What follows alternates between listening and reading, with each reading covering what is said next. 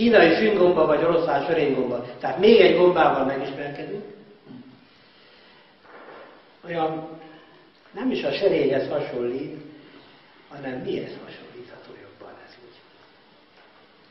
Hát olyan, mint egy olyan fej, amelyiknek ilyen sörénye, tényleg a sörényhez hasonlít. A sörényhez. Talán ahhoz hasonlítható. A lényeg, hogy ennek is van béta-glükán tartalma rendesen, ugyanúgy, mint a másiknak. Ebben is vannak triterpének, adenozin, fehérjék, aminosavak. Ennek is van baktérium-gomba vírusellenes hatása, és a killer sejt, tehát daganatsejtőr aktivitás fokozza.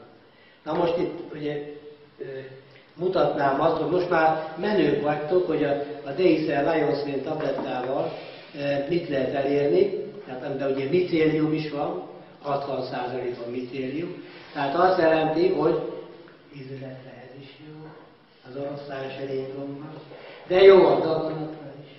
Nyilván olyan az összetétele, és egy dolog van ott pirossal írva, hogy laktóz érzékenyek használják, mert a laktózt is tartalmaz ez a fajta tabletta.